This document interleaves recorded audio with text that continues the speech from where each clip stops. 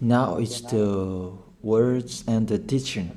It's the teaching number 23. This teaching is talking about the one who pretends to be God. He replaced by himself the goat, the bull, and the ram. The removal of sins of the Israelites. According to Leviticus chapter 16, because it's the Leviticus chapter 16 that we can find the bull, goat, and ram, the removal of sins once a year for the Israelites. And that picture that I am teaching you, I have given this teaching that I repeated again today. This situation, immediately you go against the words of that YAHVAH and YAHOSHUAH, the God of Abraham. According to Deuteronomy chapter 4, verse 2, do not add the words, do not subtract from it. Deuteronomy chapter 4, verse 2. And the Deuteronomy chapter 12, verse 32. Let's read Deuteronomy chapter 12, verse 32, because we have seen the Deuteronomy chapter 4, verse 2. Let's read Deuteronomy chapter 12, verse 32. See that you do all I command you. Do not add to it or take away from it. That is the Deuteronomy chapter 12, verse 32. Let me read it again. The Deuteronomy chapter 4, verse 2. Do not add to what I command you, and do not subtract from it, but keep the commands of YAHVAH your God that I gave you. That word really says, do not add these words, do not subtract from what I gave you. What is the words that you cannot add and you cannot subtract? Let's read the Leviticus chapter 16. What is the law of the removal of the sins of Israelite? It's this. Leviticus chapter 16, verse 3, that we begin. This order that cannot be changed, but we know it together. As your questions as well, they replaced it to Jesus and Jesus. I don't despise that. We can see that together. So you should think about that. Leviticus chapter 16, verse 3. This is how Aaron to enter the most holy place. He must first bring a young bull for a sin offering and a ram for a burnt offering. This we say together. That exists to bring a young bull for a sin offering and a ram for a burnt offering. In the verse 5, from the Israelite community, he is to take 2 male goats for a sin offering and a ram for a burnt offering. It means there are bull, goat, and ram. Leviticus chapter 16 and verse 34. This is to be a lasting ordinance for you. Atonement is to be made once a year for all the sins of the Israelites. That is already in the verse 34. That's it. This is to be a lasting ordinance. What is the lasting ordinance? To bring God, bull and ram, and they sacrifice them. To be once a year full for all the sins of the Israelites. That is the atonement.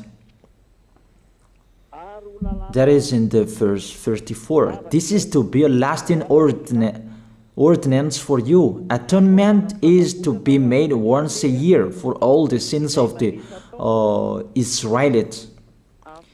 It's hidden, the passage. So that they can be washed away from their sins. It's really clear, the removal of sins that is made once a year for Israeli, that you cannot add, you cannot subtract from it, that you offer a bull, goat and ram, you cannot replace it. You cannot replace it to Jesus and Jesus. It's a lasting ordinance. If you observe the 10 Commandments, it's bull, goat and ram that you bring if you want to be washed away from your sins. That is it. That what's happening according to church leaders, that we don't know what do they mean, but they dare remove these words and they put Jesus and Jesus in this situation to replace the goat, bull and the ram. And it's they who say that. We can see that together, Jesus and Jesus, they broke the law. And if it's a lawbreaker, you are a team worker with the devils, because devils, they have been sinning from the beginning. And to sin, it means you break the law. So we have proved that Jesus breaks the law here. Let's read it according to 1 John chapter 3.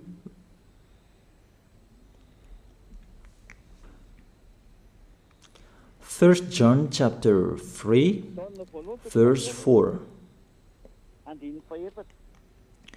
Everyone who sins breaks the law. In fact, sin is lawlessness. It's really clear. In fact, sin is lawlessness. If you break the law, you are sinners. It's clear here that Jesus and Jesus, they are sinners because they break the law. We can see it together because he took the place of the lamb and he stayed in that role. That's why all believers, they observe 10 commandments, blood, Jesus and Jesus. Open your eyes with this passage that I show you. Think about that. It's enough, the deception that this fake God did to you. It's really too much. It depends on if you still keep listening to them, or you will be conscious that it's really fake. Many people slander me about this teaching. They cannot support the truth, but it depends on each of you. And you who want to be baptized and you are going to be baptized, I tell you, don't listen to the slander. Those are fake. Eliah's words is simple. Those are fake. Those are lies.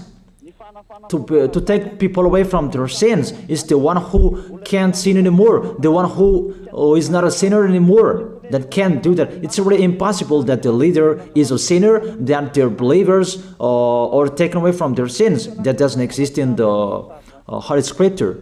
That what is in your book?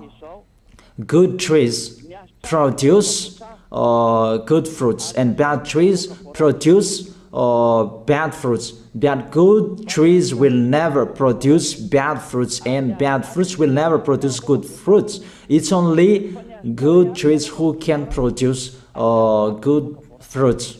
So if the ambassador of Yahushua, Ziyadiyah, Elia, can take people away from their sins, he is good. That's what it means. If people who are with him can or taken away from their sins, it's really the ambassador of Yahushua who is not a sinner, and there is no sins in him. So with this baptism, there are many people who slander. So I give an instruction, don't listen to that. Those are fake. They just pray that so that you will not enter the goodness of Yahushua. So don't follow that. That is not a slander. We have seen it together. I have given you the words. You have listened together. We have watched it together. Did Jesus and Jesus do the good thing? If we look at the book of Moses, the God of Abraham really said, do not add and subtract my words. So you cannot put Jesus and Jesus in the Leviticus chapter 16. That you say that he replaced the sacrifice because you observed the 10 commandments, and you say that through him that you can be washed away from your sins. That's not fair. But to take your sins away, if we're talking about 10 commandments, to take your sins away, it's the God, bull and ram. Those are those to remove your sins. Why did this church leader enter this terrible situation? Because it's really to break the law. To break the law, they just go against the Leviticus chapter 16. They just go against it.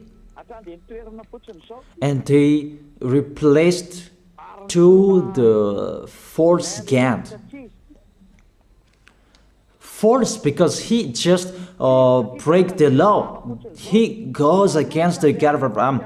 We can see it here. He goes against the God of Abraham. That is called YAHVAH, and YAHOSHUAH is his son. Because the God of Abraham really said, do not add my words and do not subtract from it.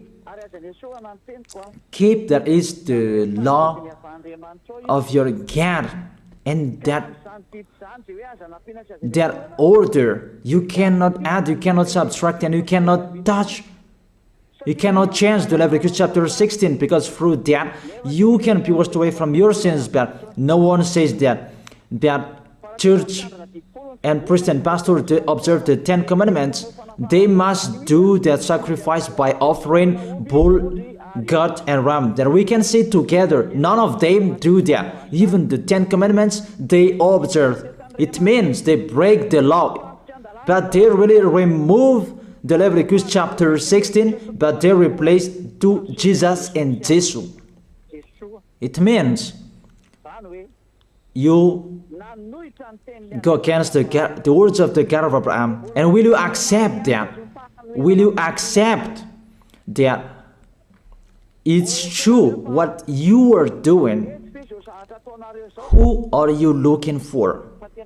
Is it the God of Abraham that you want to worship? But if it's the God of Abraham that you want to worship, you don't change the Leviticus chapter 16, that you restore the Leviticus chapter 16. That will you do that? And can you do that? The answer, you will not do that. Even through that way that you can be washed away from your sins. So if through that way that you can be washed away from your sins, it means you have to do that. This is the danger thing, that how they did, how they put Jesus in the Leviticus chapter 16, it means it's not the God of Abraham you are worshiping. But if it's the God of Abraham that you worship, he didn't change these words, because he said, do not add and do not subtract from it. And today you dare changing it. Let's check it in Psalm chapter 40. What is the reason that these church leaders stopped the Leviticus chapter 16 and they put Jesus and Jesus in it? They replaced those things to Jesus and Jesus. And let me tell you, this is the reason, and they cannot go against that. They cannot deny that. But if they don't know, you should learn. Don't do foolishness anymore. Elia is teaching you.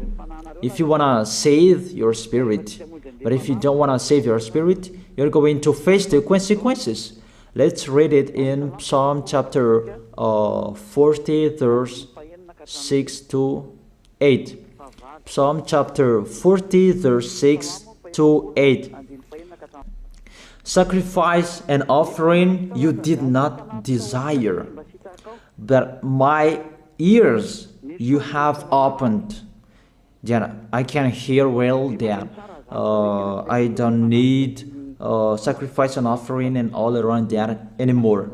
Burnt offerings and sin offerings you did not require. Here, those are not required anymore. According to this passage, Leviticus chapter 16 is destroyed. And because it's one covenant, you cannot enter it anymore because it's destroyed. You cannot add, you cannot subtract from it. And if you cannot enter it according to the word saying you cannot add and you cannot subtract, the God of Abraham didn't allow you to do the offerings anymore. The logical thing, you cannot enter it anymore, because if you still in it, you make yourself sinners forever, and sinners cannot enter the heaven of heaven, the evil doers. Obviously, it's really forbidden to observe 10 commandments, because it's really the way that you can be with that YAHVAH that is blocked, because you become sinners forever. There is no offering to take your sins away anymore. So it's a foolishness to enter in this situation.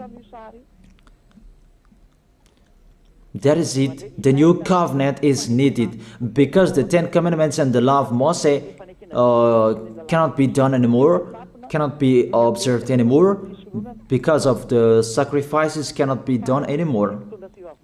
And fake gods, they don't care. Their goal is to make people sin. And they entered in this Leviticus chapter 16, and it's the false God who replaced by himself the bull, goat, and ram. And there was the question about, because of the book of Psalm, that's why they put Jesus in the book of Leviticus. You see, I don't speak something that doesn't make sense. And I don't accuse people that that's what they are doing. And that is it, how it was stopped. And it's really justified in the book of Isaiah chapter 66 verse 3. Those who sacrifices like those who worships an idol. But whoever sacrifices a bull is like one who kills a person, and whoever offers a lamb is like one who breaks a dog's neck. That is really terrible, that if you offer a lamb, it's like the one who breaks a dog's neck. Whoever makes a grain offering is the one who presents pig's blood. That cannot be done. And whoever burns a memorial incense is like one who worships an idol. So here, the offering is all closed and stopped. That's why church leader, fake gods, they entered the Leviticus chapter 16. They don't see with their eyes that it cannot be added and it cannot be subtracted from it. They don't know these words. They are waiting for Elia. That's why Elia restored the true word. This or the true word. If you want to be saved and follow me, follow Elia. But the term to follow Elia that people cannot support. And what else will I say? Will you follow who? Even all of you or sinners, you do your foolishness. Will you follow sinners to go to hell? Why don't you follow Elia to be someone who never sinned if you are with him? What is the problem with that? If it's about jealousness, that's not fair. But if you're looking for God, you are really happy to hear me. If you're looking for the God of Abraham, you are happy to hear me. You are really dancing at home there. Thank you, Elia, the ambassador of Yahushua. That's what I am waiting for. You should say that with your mouth, not to add your anger, not or just to hate me. It's really the words that is full of love that I gave you to save you. Your salvation, know how to listen to. And they continued in the verse 7. Psalm chapter 40 verse 7. Then I said, here I am, I have come, it is written about me in the scroll. Verse 8. I desire to do your will, my God. Your law is within my heart. And they took these words and they said that they say these words, the scroll, and they say that it is Son of the Most High is in the 10 Commandments. Yahushua is his name. They put in the 10 Commandments the Son of the Most High, but yours is Jesus in the wrong way. You put your Jesus in the 10 Commandments, but Yahushua will never enter that because that's really forbidden. It's really prohibited. But the meaning of this scroll that Yahushua said, it's talking about his story in the Sefer Torah of Jews. The Sefer Torah of Jews talked about him. Let's read that. This is this scroll. That doesn't mean that he entered the Leviticus chapter 16. That's really forbidden. But it's the word that was talking about him. Let me give you the words saying that according to Luke chapter 24. Luke chapter 24 verse 44. He said to them, this is what I told you while I was still with you. Everything must be fulfilled that is written about me in the law of Moses, the prophets, and Psalms. The words about him in the law of Moses, the prophets, and the psalm, that must be fulfilled. But he didn't say, I will replace the Leviticus chapter 16. That's really forbidden, an abomination in front of that YAHVAH, because he has said, do not add the words and do not subtract from it. And the words about him, it's about the new covenant that he was going to accomplish. He was going to fulfill, that he was dead on the cross to establish the new covenant. That's why he shed his blood. And let's read first John chapter 5 verse 46.